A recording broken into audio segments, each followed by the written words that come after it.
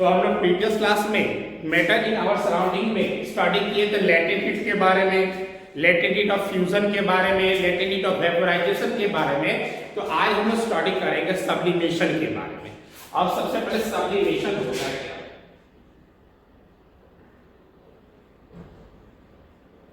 तो हम लोग मेल्टिंग के बारे में, बॉइलिंग के बारे में, कंडेंसेशन के बारे में, फ्रीजिंग के बारे में स्टडी कर लिए थे।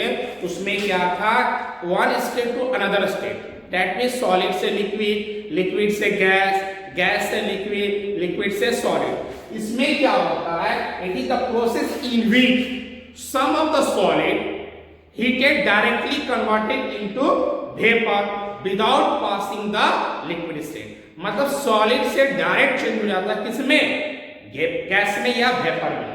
It is the process, it is the process in which some solids heated directly converted into vapor without passing through liquid। Example में नैपथलीन, सॉलिड कार्बन डाइऑक्साइड, जिसको हम लोग ड्राई आइस भी बोलते हैं। तो सब्लिमेशन क्या है, it is the process in which some solid that is total, जैसे मान लो बर्फ है, तो इसको जब हीट करेगा दैट इज टेम्परेचर उसको मिलेगा तो ये लिक्विड में कन्वर्ट हो जाएगा ना, इसलिए लिखा हुआ सम सॉलिड हीटेड डायरेक्टली, जब उसको टेम्परेचर मिलता है, इंक्रीज होता है, तो converted into vapour without passing through liquid. मतलब वो लिक्विड स्टेट में नहीं जाता। आप देखते हो विशेष तौर नैपथलीन का गोली, विशेष तौर अलमीरा में हम लोग रखते हैं, कपड़ा के साथ रखते हैं। तो वो नैपथलीन का गोली जब उस पर हम रखते हैं, कपड़ा के साथ रखते हैं, अगर वो लिक्विड स्टेट में कन्वर्ट हो जाता तो कपड़ा में दाग होता। लेकिन कुछ दिन के बाद हम जब देखते हैं तो नैपथलीन का गोल जो होता है वो डिसअपियर हो जाता, गायब हो जाता है। इसका मतलब है वह सॉलिड फॉर्म विदाउट लिक्विड पहुंचे वह किसमें कन्वर्ट हो गया, वेपर फॉर्म में। इस प्रोसेस को हम लोग क्या बोलते हैं, सब्लिमेशन। या आप कैम्फर कपूर भी देखते हो, जब उसको हीट किया जाता है तो वो डायरेक्ट किसमें कन्वर्ट हो जाता है, वेपर में। या सॉलिड कार्बन डाइऑक्साइड, जिसको हम ड्राई गैस यूज बोलते हैं, विशेष तौर डीप फ्रीजिंग में इसका यूज किया जाता है। जब उसको टेम्परेचर मिलता है तो डायरेक्ट CO2 गैस में कन्वर्ट हो जाता है। ये आपका सॉलिड CO2 जिसको हम ड्राई गैस बोलते हैं, जब उसको टेम्परेचर मिलता है, इंक्रीज होता है टेम्परेचर, तो डायरेक्ट किसमें कन्वर्ट हो जाता है, गैसियस फॉर्म में CO2 में। अब हमारा डीसब्लिमेशन,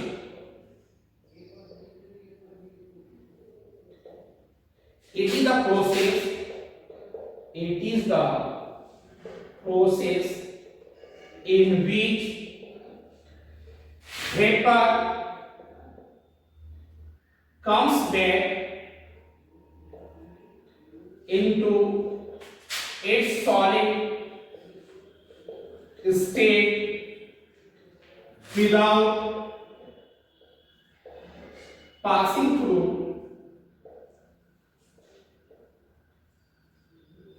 liquid on cooling. That means करने का मतलब है कि सब्लिमेशन जो प्रोसेस है उसका जस्ट अपोजिट। दैट मींस जब टेम्परेचर इंक्रीज होता है तो सॉलिड किसमें कन्वर्ट हो गया, तो गैसेस में। और डीसब्लिमेशन क्या है, जब कूल किया जाता है तो गैस किसमें कन्वर्ट हो जाता है, डायरेक्ट सॉलिड में। तो ये प्रोसेस क्या है, it is the process in which vapor, that is gaseous form, comes back into its solid state without passing through the liquid on cooling। That is dry ice, that is आपका carbon dioxide जो gaseous form होता है, जब उसको cool किया जाएगा तो वह किसमें कन्वर्ट हो जाएगा, सॉलिड कार्बन डाइऑक्साइड। आयोडीन है, अगर आयोडीन को हम हीट करते हैं और एक बीकर में रखते हैं तो वह क्या करता है, वेपर जो होता है वह कंटेनर में रहेगा, लेकिन जैसे ही कूल करेंगे वह सारा वेपर फिर से किस में कन्वर्ट हो जाएगा, आयोडीन में। तो ये हमारा डिसब्लिमेशन हो गया। अब हम लोग आ रहे हैं evaporation.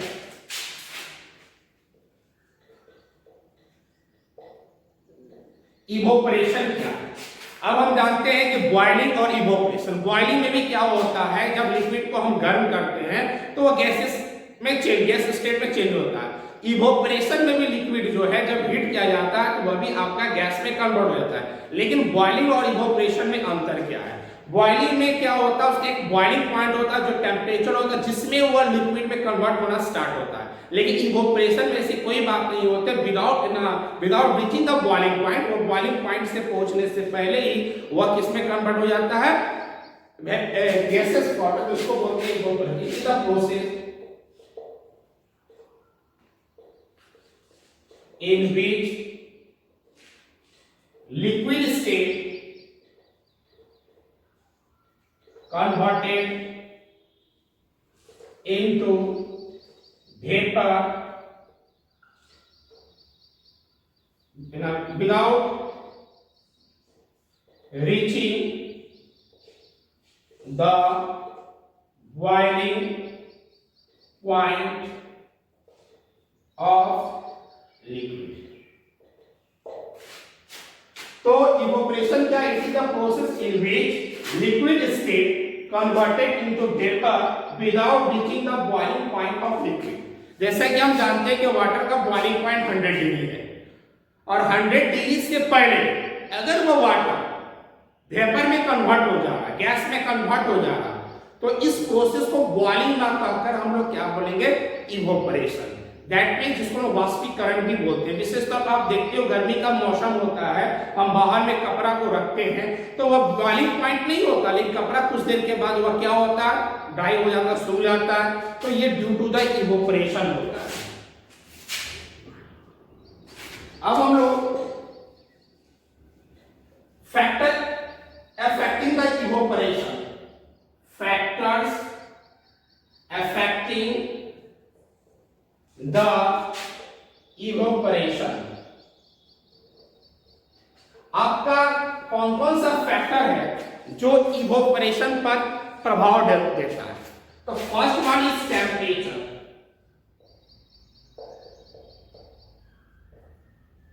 First one is temperature, second one is surface area,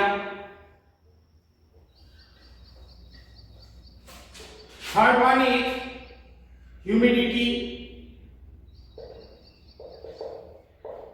fourth one is nature of liquid,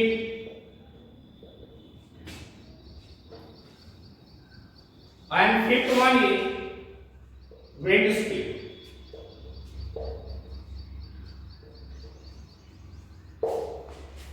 Factor affecting the rate of evaporation या फैक्टर अफेक्टिंग द इवोपरेशन में फर्स्ट है टेम्परेचर।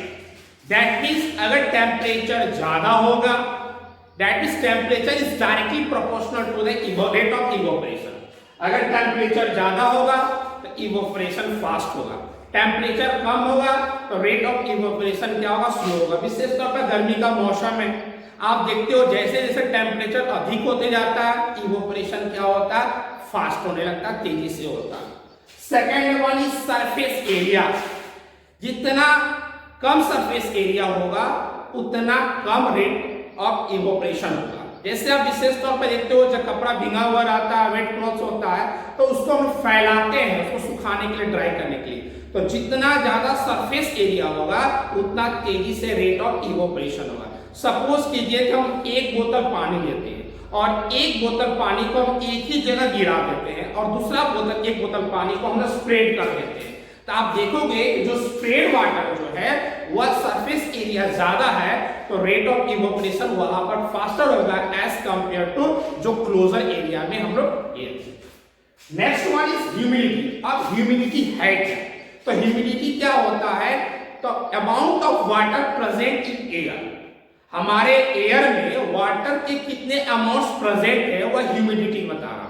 अब फॉर एग्जांपल एक सिंपल से एक example दे रहे हैं। मान लीजिए मेरा रोटी खाने की कैपेसिटी, मेरे खाने की कैपेसिटी 5 रोटी है।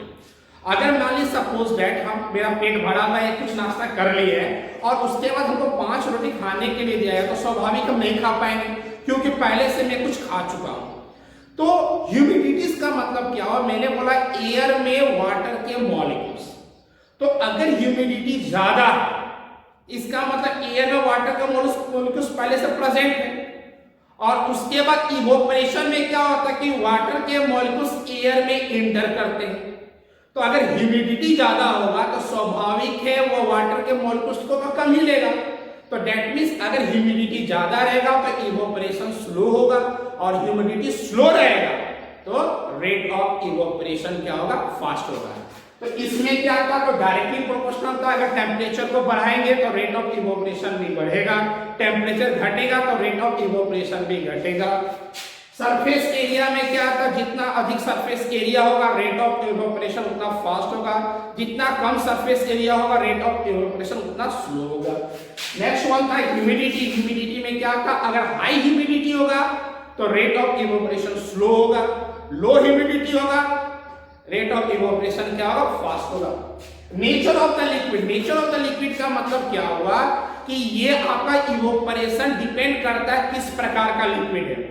अगर अल्कोहल को लेते हैं और वाटर को लेते हैं तो अल्कोहल और वाटर अगर दोनों को 1-1 लीटर अगर हम लेते हैं तो आपका इवोपरेशन अल्कोहल का एज कंपेयर टू वाटर जो है वो फास्टर होगा, क्योंकि जिसका बॉइलिंग पॉइंट जितना ज्यादा होता है उतना रेट ऑफ इवोपरेशन स्लो होता है। तो मैंने बताया था वाटर का बॉइलिंग पॉइंट 100 डिग्री सेल्सियस है और अल्कोहल का बॉइलिंग पॉइंट लगभग 73 के अप्रोक्स में है।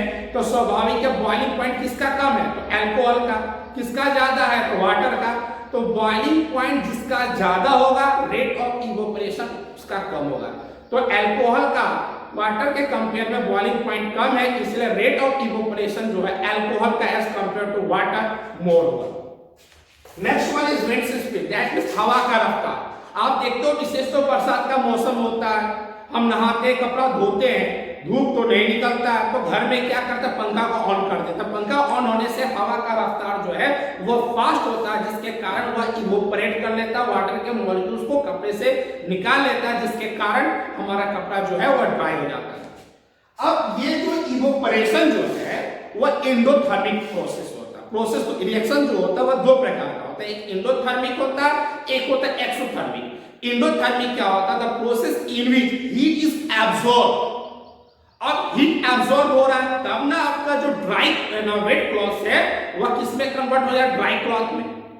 तो एक्सोथर्मिक क्या, एक होता है एंडोथर्मिक, एक होता है एक्सोथर्मिक। एंडोथर्मिक में क्या होता है, हीट जो है वह एब्सॉर्ब होता है, और एक्सोथर्मिक में क्या होता है, हीट जो होता है वह रिलीज होता है। तो आपका इवोपरेशन जो होता है वह आपका एंडोथर्मिक रिएक्शन है। तो इसका मतलब इवोपरेशन किस पर डिपेंड करता है, टेम्परेचर पर, सरफेस एरिया पर, ह्यूमिडिटी पर, नेचर ऑफ लिक्विड पर और विंड स्पीड पर। आज के लिए बस इतना।